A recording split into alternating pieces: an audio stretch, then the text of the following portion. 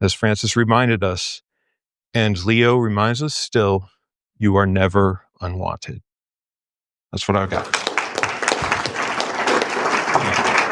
Thank you. I appreciate it.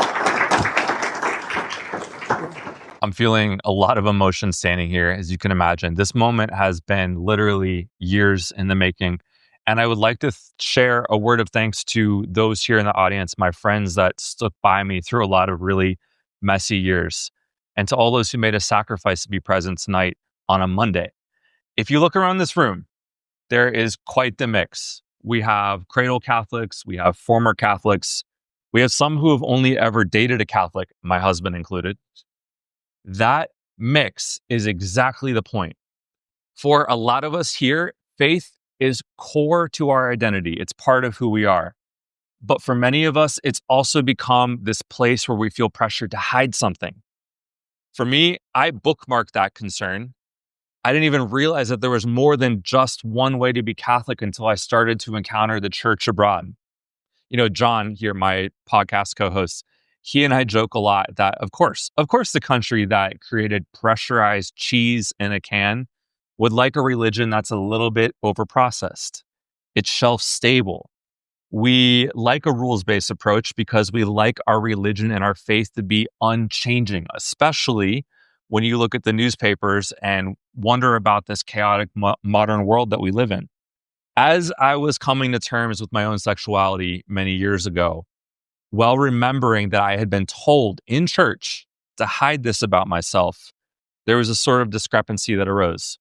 We're Catholics. We preach truth. So why are some of us told to hide things? That's when things for me really started to come crashing down. And I am so thankful for my friends here that stuck by me. But if you've known me for more than 10 years, you may remember that I really overcompensated. I built this truly sizable Catholic social network because in the back of my mind, I thought maybe one day I'm not going to have my own family and I need good Catholics that I can rely on to support me. But after I started to be more honest and more truthful about what I was experiencing, that's when the social network that I had built up just came crashing down. A lot of my friends abandoned me. Now, all of us in this room have experienced some form of grief before. It can be the loss of a job, loss of a relationship. It can be the pain of knowing that you've been cheated on. And believe it or not, a lot of straight couples come to me and tell me that it's very difficult to conceive a child, and that's very hurtful for them. But it is actually these moments of grief where the ingredients for a truly moral life takes form. Not the rules. The moral life begins with risk and relationship. That's why, maybe surprisingly, the first pages of my book open by taking us to Europe in the first days after World War II. In those first days, imagine the European soldiers returning home, maybe delighted that their guns had fallen silent. They were hungry, but also anxious about what they were going to see in their hometown. And many of them arrived exhausted to realize that in place of where they had grown up, there were just skeleton structures where their homes once stood.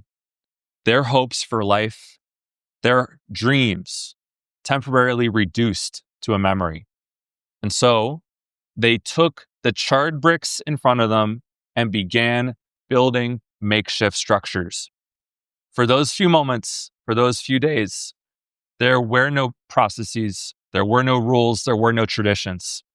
There was only rubble. These are the moments where Catholic theology really shines. And for those of you here who may be familiar with the history of the church over the last 60 years, it is actually that rubble that led to what became Vatican Council II. It's probably not much of a surprise that, hey, no rubble here in the United States. Well, we didn't have that enthusiasm for Vatican II. When you feel as if the church can't be bothered by your family situation, or maybe it's too complicated, too embarrassing to share with the people around you in the pews, remember, the rules do not make us holy.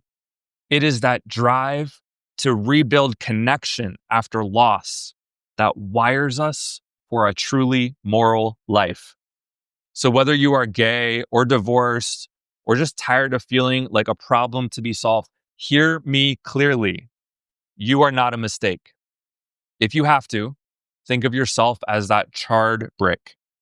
The church must rebuild, and it cannot do it without you. Tonight isn't just a book launch, as the subtitle suggests. This is about reclaiming your place in God's church. Welcome home. Thank you.